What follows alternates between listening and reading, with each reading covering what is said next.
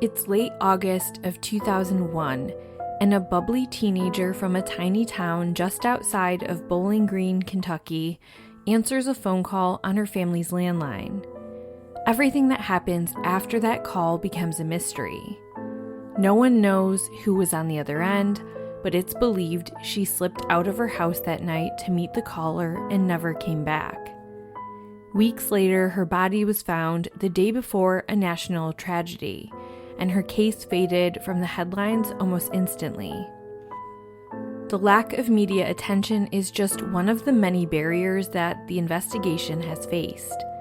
With law enforcement keeping even basic details like her cause of death under wraps, there's only so much the public knows. But my hope today is to walk you through what we do know and maybe spark the conscience of someone who holds the missing pieces. Because small towns can't keep secrets forever. I'm your host Megan, and each week on A Simpler Time True Crime, I cover older unsolved cases and challenge the idea that a simpler time means a safer time. This week, I'm bringing to you the unsolved murder of Jessie Marie Twilight song Crooks.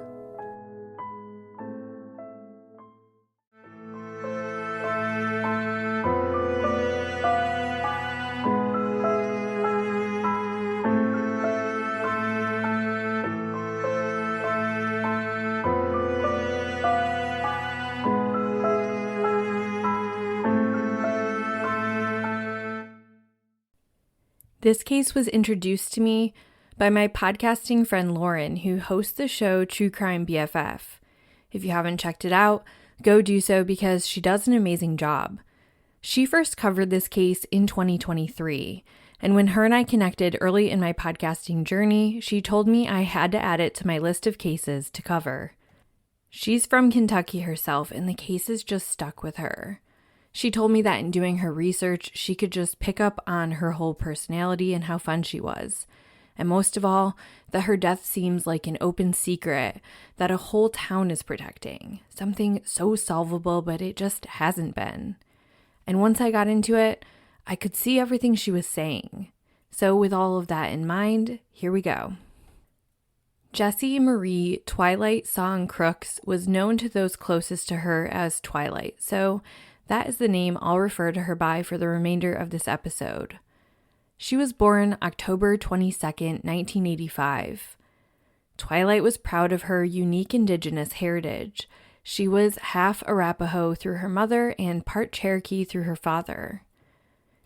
We don't know exactly when she moved to Kentucky, but Twilight was born in Santa Fe, New Mexico. At some point, she did move to Kentucky, and at this point, she lived with her father, Bobby Crooks, and her stepmother, Linda, as well as her brother, Isaac.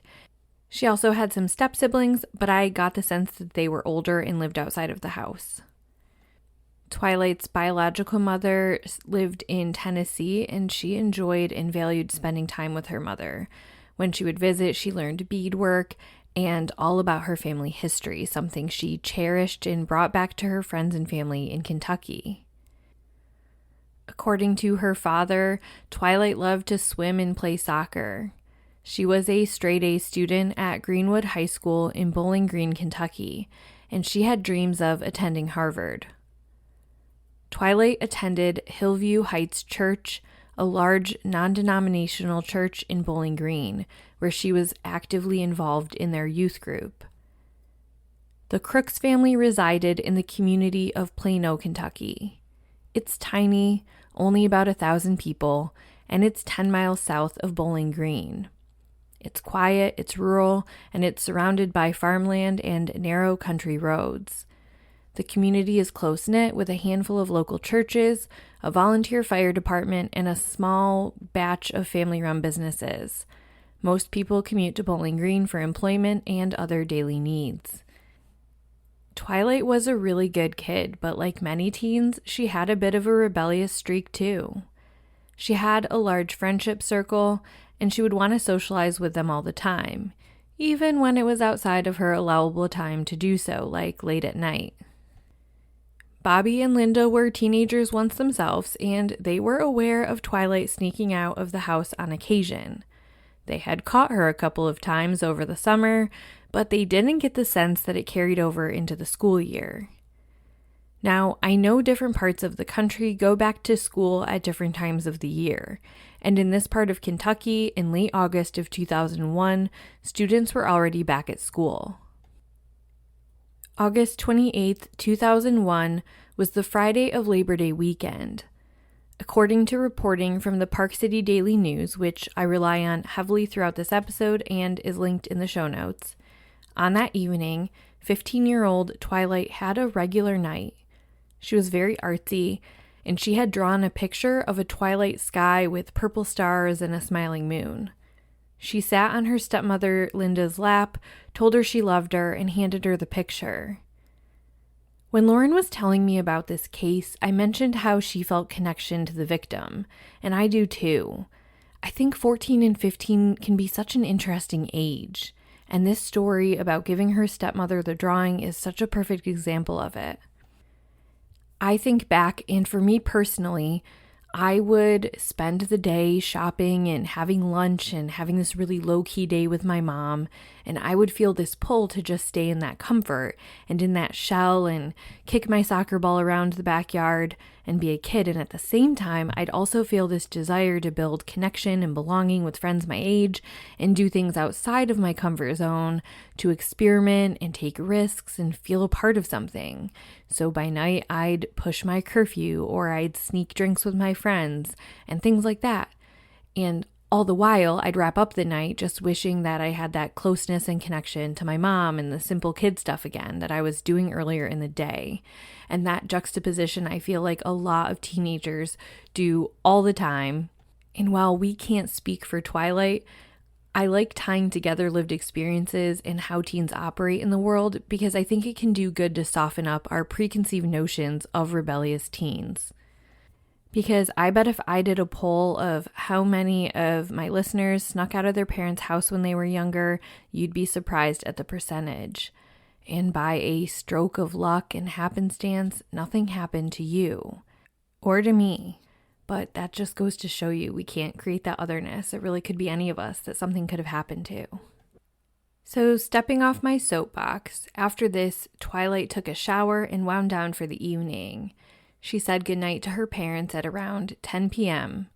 They typically would go to bed before her, and they would turn the ringer down on the phone.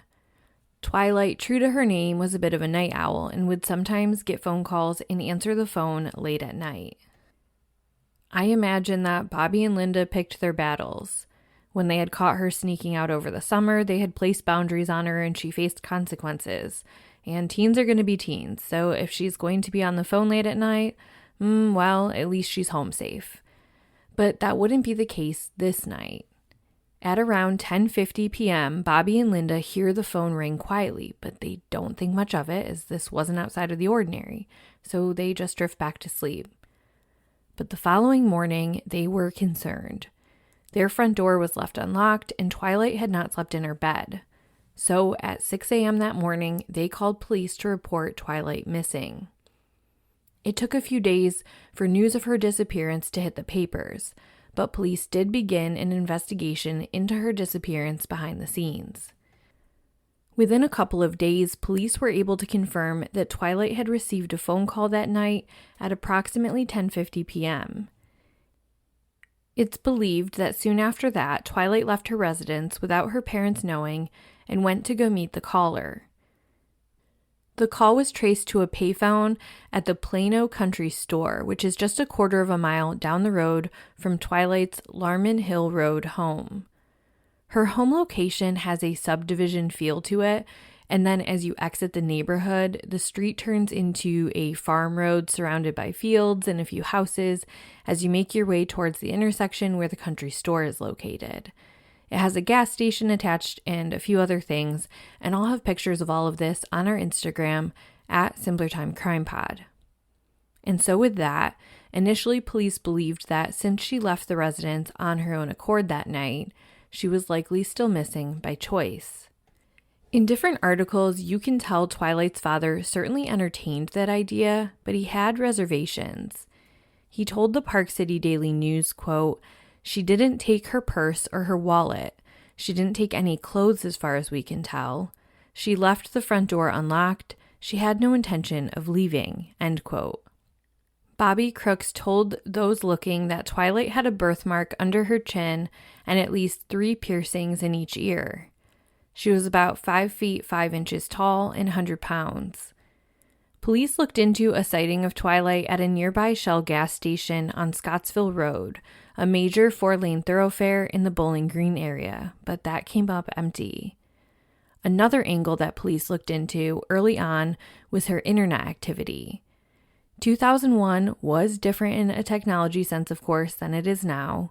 Twilight didn't own a cell phone or have 24/7 access to the world around her, but she did have access to a home computer with internet and the possibility of instant messaging and chat rooms.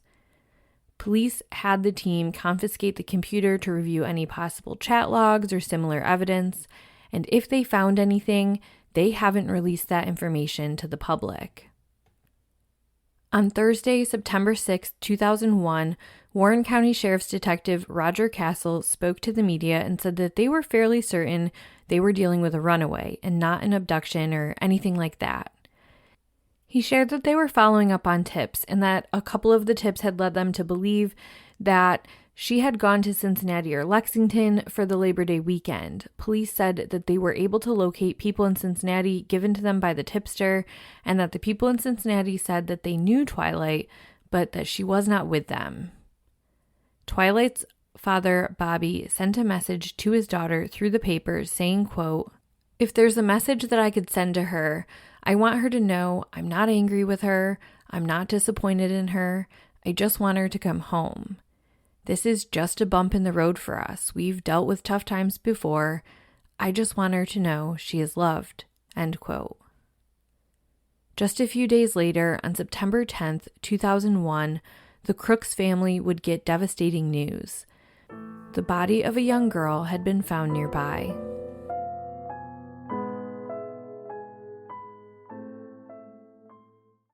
On September 10th, 2001, a man was out walking his dog along Matlock Old Union Road, a remote paved and gravel roadway. He said his dog suddenly picked up on a scent near the tree line and started tugging on his leash. According to the Park City Daily News, the owner followed the dog about 100 feet into the tree line, and then he came upon a clearing and noticed an odor and saw what appeared to be a human body on an embankment. On September 11th, 2001, the Crooks family received horrible news, and not from their TV like the rest of us in America that day. They received notification from police that Twilight was the victim found in the field, and that she had been murdered. I can't imagine processing that information while there was a 24/7 news cycle of terrorist attacks and the whole country is just on a different page than you. And that September 11th date would prove to be a hindrance. Twilight's case was buried in the news cycle, barely a blip. And Twilight already had a media disadvantage. According to a study on missing and murdered Indigenous women in Wyoming and reported on by NBC News, only 30% of Indigenous homicide victims receive any media coverage, whereas that statistic is 51% for their white counterparts. In my opinion, both of those statistics are too low, but there's so much that goes into that, and I don't have all the answers. It's just something I think about often, and I want to get better. Nevertheless, the investigation did carry on, however imperfect the focus was. The Bowling Green Police Department, Warren County Sheriff's Department, and Kentucky State Police created a joint task force to investigate. In the first 2 weeks, they interviewed about 50 people surrounding her case. Twilight's father, Bobby, was polygraphed and he passed. I couldn't find Linda's official polygraph information, just that at the time that Bobby was polygraphed, they had wanted to also polygraph Linda and that she was extremely willing and cooperative. So my assumption is that she took the polygraph and that she passed, but I just wanted to clarify that I can't verify it with certainty.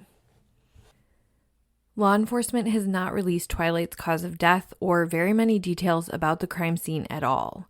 They want to keep certain details close to be able to weed out who actually is involved in the case. But they are clear that they are investigating a homicide. This is important because with the lack of information, one of the rumors out there was that Twilight had an accidental overdose of sorts that night and that people with her panicked and dumped her body out there. But police wanted to be clear that no, this was no accident. Detective Castle said that he believed that Twilight had been driven or walked to the remote site that her body was found in, which was located at the end of a twisting dirt farm road immediately behind fields where tobacco had recently been cut. This was about 5 miles from Twilight's home. The location led detectives to believe that whoever took Twilight there knew their way around the area and wasn't just passing through, and that they were familiar with possibly even that property specifically. Twilight was found fully clothed, though barefoot, and with no shoes nearby. Her body was covered in some weeds and plants that had been pulled from the ground down to its roots, and they'd just been tossed all over her. Whoever left her there was hastily trying to cover up and obscure her body. Detectives shared that they believed she was killed the same night she left her home, and that it was not a pre-planned crime but an impulsive one. Because of how long she had been out in the elements, her body was badly decomposed. This made it very difficult to collect physical evidence, but they collected what they could and basically told the public at the time that they didn't have anything of major DNA value, so to speak. They sort of tap danced around it, and my impression was, as I was reviewing this case chronologically, at that time it appeared they had nothing. Investigators talking to Twilight's friends found out that she had been sneaking out a bit more than her parents were aware of. Her friends also said that it was not uncommon for Twilight to leave her house barefoot. She was a bit of a free spirit, but she only did so when she knew she was going to just be gone for a bit or be nearby. This is interesting because initially authorities believed that maybe her shoes were still in the killer's car or possession. And obviously the implication is that she did not think she would be gone long. Another noteworthy piece of information I read was that Twilight always wore her purple fossil watch, and this was not found on her body or left behind in her room. Beyond the chatter and tips coming in and other small-town gossip, the case sort of lost its steam. In February of 2002, a colleague of Bobby Crooks at Western Kentucky University collected funds from fellow staff at the college to have a reward for information in Twilight's case. He just felt so badly that Bobby was living without any answers and that the media focus on 9/11 had overshadowed progress in her case. Within just a week, $10,000 was raised. Money talks, right? But in this case, it didn't seem to. Nothing substantial was found out about Twilight and what happened to her that night. Her family continued to be extremely patient. For context, they did not get to even bury Twilight and hold an official funeral until October of 2003, 2 years after her body was found. Her body had been with the state medical examiner's office for 2 years.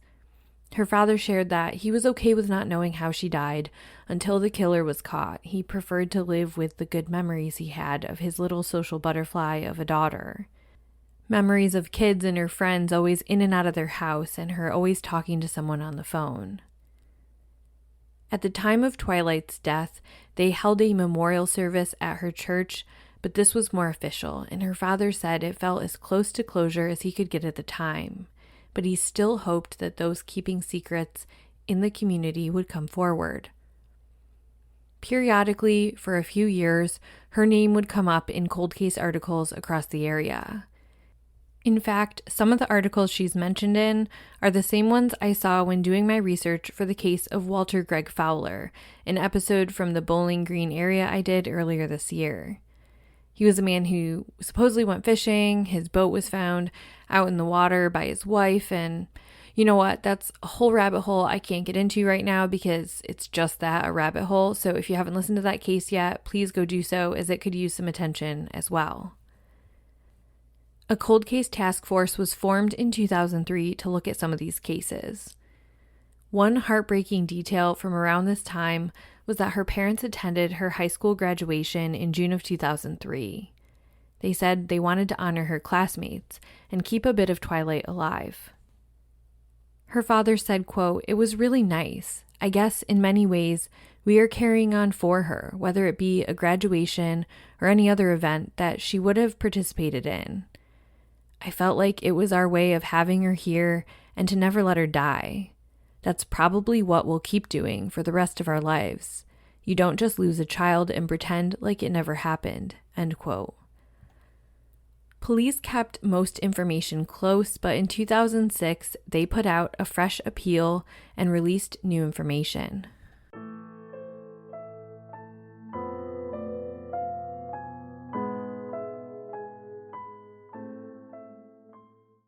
In 2006, police released new information in hopes for fresh tips. They believed this piece of evidence could be the key to solving the case. They shared that when Twilight was found, she was wearing a baseball jersey from another school that she didn't attend. The jersey was from Edmonston County High School in Brownsville, Kentucky, nearly 30 miles north of Plano, where Twilight was from. None of Twilight's friends or family had seen it before. The jersey was number 10. If your brain is already putting together the way you would track down the student who wore that jersey, police were on the same track as you. By this point in 2006, they revealed that early on they had gone back, found out which student wore the jersey at the school, and when it was from. At the time of Twilight's death, the jersey was about 3 years old. There are conflicting reports about the jersey. The first article in 2006 says that according to what police found out, the student who wore the jersey returned it to school like you do after a season wraps up, and that inexplicably it had made its way outside of the school into the community. Later reporting would share that the student donated it to a Goodwill collection box in Brownsville. So if that's the case, then it could have been thrifted by anybody. Police even shared that it's possible that Twilight could have purchased it from Goodwill. Either way, detectives stated that the boy who had worn the jersey last for the baseball team had nothing to do with the case. They were hoping that someone knew someone who owned this jersey or who had any information on anyone who ever had possession of it to try to piece together a clue of how Twilight ended up dead and wearing it. This is just my opinion, but the jersey piece isn't adding up for me, and it could be that law enforcement has information about it that I don't have. But for example, my mom knew all of my clothes. She saw what came through the laundry. I feel like Twilight's parents would have recognized something like that or purchased it for her. Likewise, if this belonged to her killer and the killer was a juvenile as well, I feel like their parents would have some sense of them owning this jersey. Though in that regard, they may be covering something up. Back around that time, because I was in school around the same time, I recall how girls would wear jerseys of the boy they were dating, and they might wear the away jersey while cheering at the home game. So was there any chance of a romantic fling or something romantic from a boy at a nearby school? The Goodwill donation purchase thing is weird too. Why would you go to Goodwill and buy a jersey for a school you didn't attend?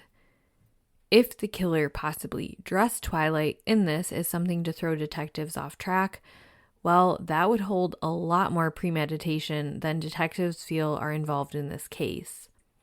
So, how relevant is the jersey? TBD. Could be a red herring, or it could also be a major piece to solving the puzzle. Over the years, detectives said they have followed up on leads from callers, but that the caller has never had the exact information they're looking for that lets them know they truly have information about the case. They said that many of the potential people who have come on their radar have moved and some have even passed away. Though throughout the early investigation, they emphasized that they felt the suspect or suspects were still very much living in the local community. Investigators believe that whoever did this has told at least one person about it. And if you go on message boards and Reddit and other places about this case, you'll see just how much small town chatter there is. Some people refer to it as an open secret, and that various groups of people are well aware of who's involved. I'm careful on this show with speculation and gossip, but I did still go down the old message board rabbit holes. Some I had to use the Wayback Machine website to access. I was torn because I don't like to talk on here about anything I can't verify or engage in conjecture. However, in some of these small town cases in particular, they have been cases where people have messaged me after the episode and I've been able to connect them with authorities to share information on the crime. And I think that there could be some truth in some of these scenarios. So I do want to be clear that the next part of this episode, where I run through a couple of these little scenarios and names, that these are just rumors and I'm not using anybody's real names. And this decision was made so that those who this may spark something for, that they find it in their hearts to come forward. So there is some speculation about a man we will call Sam. He was a couple of years older than Twilight, and so he would have already graduated high school at this time. He came on the radar as someone who struggled with addiction to meth, who had a nasty temper, and who apparently bragged to others at a party in the months following her death that he had something to do with it. There were a couple of variations, and in some instances, his story was more so that she overdosed and he panicked. But like I said, law enforcement ruled out the overdose theory pretty quickly. According to what people have said, he was interviewed by law enforcement. He quickly stopped cooperating and basically said, "I never said that and I have nothing to do with it." People who are in support of him say that, people who are in support of this man say that he was only ever really looked at because he lived nearby and had ties to that property. Those in support of him have said that, in fact, possibly someone who knew him set him up by putting the body there because it would have been a dumb move for him to do so. This particular person whose name comes up the most, he died a couple of years ago, so it would take someone close to him who he confessed to come forward with more definitive information at this point. Another name that comes up is someone I'll call Ron. He was a person who hosted a lot of parties all the time. It was alleged that sometimes Twilight attended these parties, and people state that he really clammed up after her murder. It was also said that it was at his party that Sam confessed to others that he had something to do with Twilight's murder. Some gossip says that Ron moved out of the area shortly after the murder, but others say, nah, he's totally still local, so I don't know. There are a couple of other names thrown around. Some felt she may have met someone through her job at a local grocery store, and others thought maybe it was someone from her church group. I will say overall, there are 3 main names that I saw thrown around the most, but nothing seems to stick. No matter what, there is one theme that is said between Twilight's family, friends, and law enforcement. Twilight left her home that night to meet somebody she trusted, and that person killed her.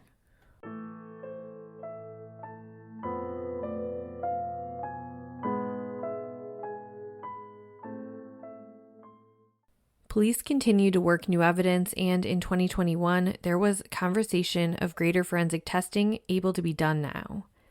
Most of the articles plead for the public to come forward to better help corroborate the physical evidence they do have so they can have a strong enough case. So I'll end with this quote from Warren County Sheriff Brett Hightower. He told the Park City Daily News that they had pulled in the FBI and, quote, "With the recent assistance of the FBI's forensic team and newer technology, we are hopeful that we will be able to identify the DNA of anyone associated with Twilight Crooks' death or the disposal of her body. As we prepare this case for prosecution, any additional help will further help substantiate the physical evidence obtained. If you have any knowledge of this case, now is the time to come forward. Your knowledge of those involved in the homicide or disposal of the body of Twilight Crooks can bring those responsible to justice." If you have any information on the murder of Twilight Crooks, please contact the Sheriff's Office at 270-842-1633. This has been another episode of A Simpler Time True Crime. If you appreciate the work I'm doing, please leave a 5-star review on your favorite listening platform and tell a friend. I love chatting with listeners, so please feel free to comment or DM me. I'm primarily on Instagram, but also have Facebook and TikTok for the podcast. Case suggestions and general inquiries can be made to simplertimecrimepod@gmail.com. And I'm always more than willing to assist families with covering their loved ones' cases, so feel free to reach out. As always, thank you so much for listening, and join me next Monday.